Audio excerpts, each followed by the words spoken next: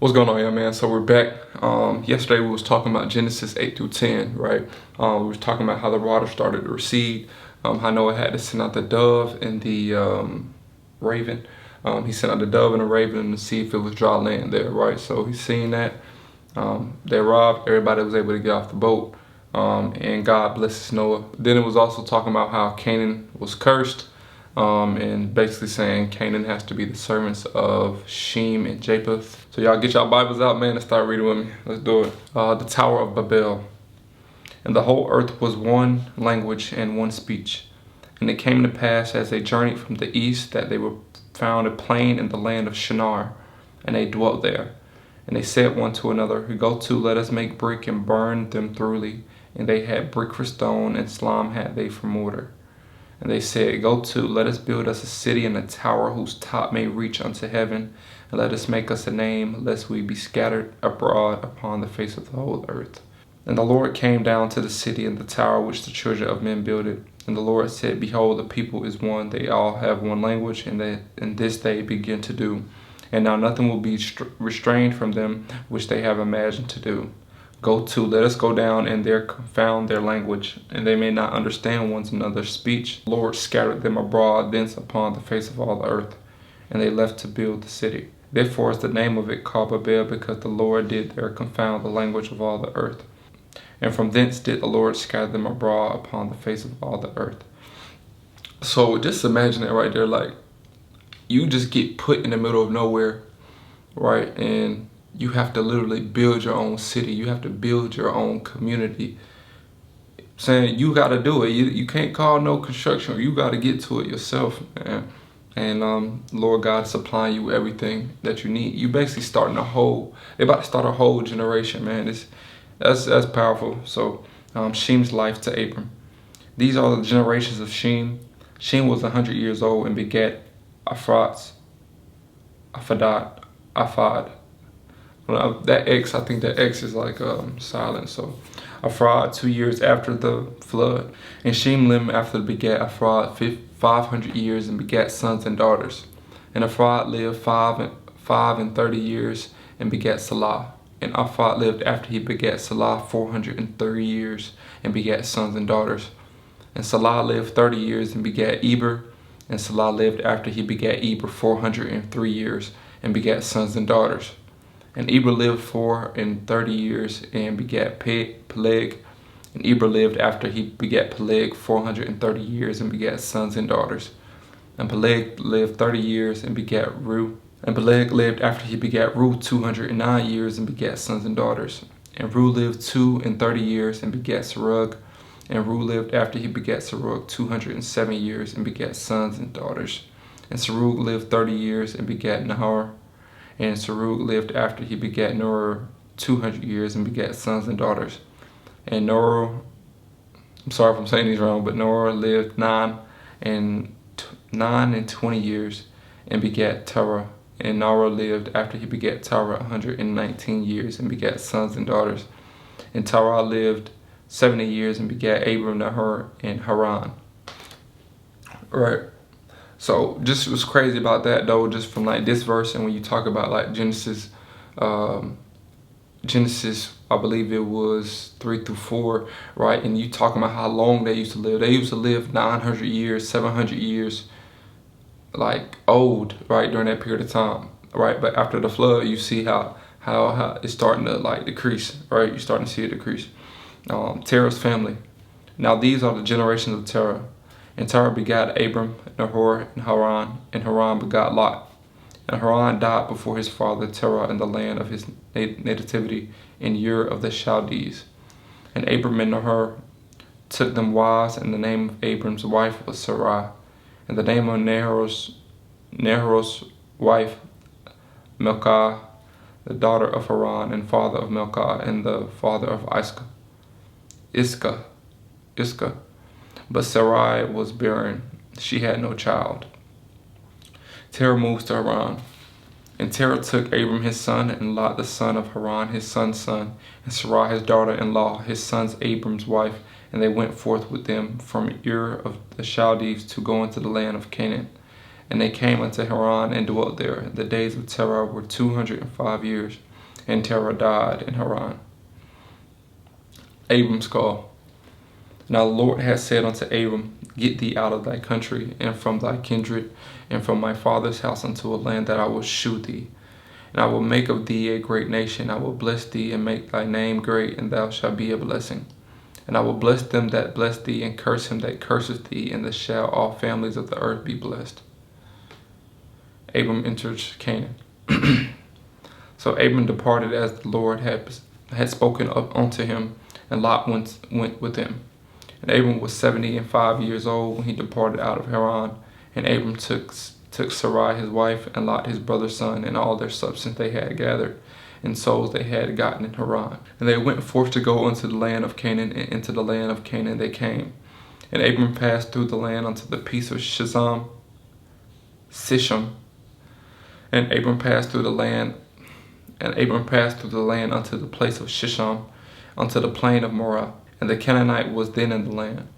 And the Lord appeared unto Abram, and said, Unto thy seed will I give this land. And there builded he an altar unto the Lord, who appeared unto him. And he removed from thence unto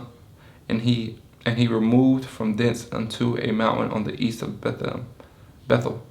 Okay. And he removed from thence unto a mountain unto the east of Bethel, and pitched his tent, having Bethel on the west and Hai on the east. And then he builded an altar unto the Lord, and called upon the name of the Lord. And Abram journeyed, going on to still toward the south. Abram's deception. There was a famine in the land, and Abram went down into Egypt to sojourn there, for the famine was grievous in the land. And it came to pass, when he was come near to enter Egypt, that he said unto Sarai his wife, Behold, now I know that thou art a fair woman to look upon. Therefore it shall come to pass, when the Egyptians shall see thee, that they shall say, This is his wife, and they will kill me, but they will save thee alive. Say, I pray thee, that art my sister. It may be well with me for thy sake, and my soul shall live because of thee. And it came to pass that when Abram was come into Egypt, the Egyptians beheld the woman, that she was very fair. The princess also of Pharaoh saw her, and commended her before Pharaoh. And the woman was taken into Pharaoh's house, and he entered Abram. And he entreated Abram well for her sake. And he had sheep and oxen, and he had asses, and men servants, and maid servants, and she asses, and camels. God sends plagues. And the Lord plagued Pharaoh and his wife with great plagues, because Sarai, Abram's wife. And Pharaoh called Abram, and said, What is this that thou hast done unto me? Why didst thou not tell me that she was thy wife? Why saidst thou, She is my sister, so I might have taken her to my wife? Now therefore, behold thy wife, take her and go thy way. And Pharaoh commanded his men concerning him, and they sent him away, and his wife, and all that he had. Alright, so just from that part right there, so Abram's deception. Okay, I get it. I was a little confused about this verse, right, when he was talking about just him and his wife arriving into Egypt, right? He tried to get away, right, from the land of Canaan, because there was stuff going on over there, right? So this basically saying his wife Sarai is a woman of great beauty, and he's just an immigrant seeking food for his people. From Abraham's perspective, this leads to a terrifying question: what to keep the Egyptians from killing him to get his wife? Okay, I peeped that, right? So once the Pharaoh saw her, right, and invited her, right, God was like, Nah, you ain't. We not about to do that, right? So that's why he delivered the plague unto the Pharaohs and unto the Pharaoh. Basically, he was just trying to take Abram's wife from him because she was beautiful. Okay. Abram's return to Bethel. And Abram went up out of Egypt, he and his wife and all that he had, and the lot with him into the south. And Abram was very rich in cattle, in silver, and in gold. And he went on his journeys from the south even to Bethel, unto the place where his tent had been at the beginning, between Bethel and Hai, unto the place of all the altar which he had made there at the first. And there Abram called on the name of the Lord. Abram and Lot separate. And Lot also, which went with Abram, had flocks and herds and tents, and the land was not able to bear them, that they might dwell together, for their substance was great, so that they could dwell together. And there was a strife between the herdmen of Abram's cattle and the herdmen of Lot's cattle. And the Canaanite and the Perizzite dwelled in the land. And Abram said unto Lot, Let there be no strife, I pray thee, between me and thee, and between my herdmen and thy herdmen, for we be brethren. Is not the whole land before thee? Separate thyself, I pray thee, from me. Thou wilt take the left hand, and then when I go to the right, or if thou depart to the right hand, then I will go to the left. So just getting to this point, it's basically saying they're going to split up, right? So he's basically saying, I'm gonna go over here and have this part of the land. You can go over there and have that part of the land. But us being together is causing, I guess, some type of confliction. And Lot lifted up his eyes and beheld the plain of Jordan, that it was well watered and everywhere, before the Lord destroyed Sodom and Gomorrah, even as the garden of the Lord, like the land of Egypt, as thou comest unto Zoar. Then Lot chose him all the plain of Jordan, and Lot journeyed east, and they separated themselves one from the other. Abram dwelled in the land of Canaan, and Lot dwelled in the cities of the plain, and pitched his tent toward Sodom. The men of Sodom were wicked and sinners before the Lord exceedingly. God renews his covenant. And the Lord said unto Abram, after that Lot was separated from him, Lift up now thine eyes, and look from the place where thou art, northward and southward, and eastward and westward.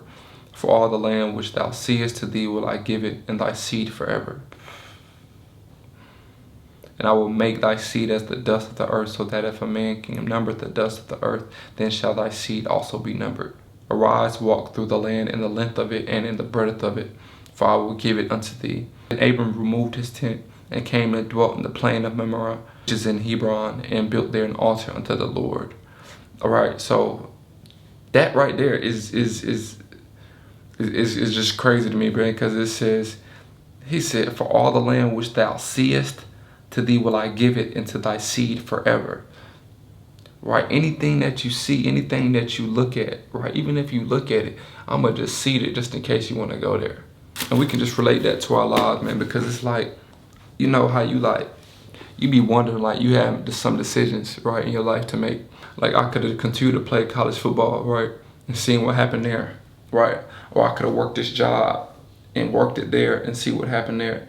It's like, I just want y'all to know, man, and I'm taking this in as well, every single part of your life is blessed already, right? It's already blessed. No matter whatever decision that you make, God has a positive outcome from it, right? You just have to allow him to do that. When he says, like, anything that you look at, everything that you say, I'll see, I'm gonna plant the seed there.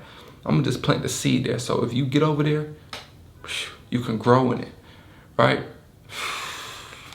I don't know if y'all peeping, man, but man, I can't wait to keep on reading. I hope y'all continue to read with me. And like I was saying, man, interpretate everything in your own mind. Life is about perspective.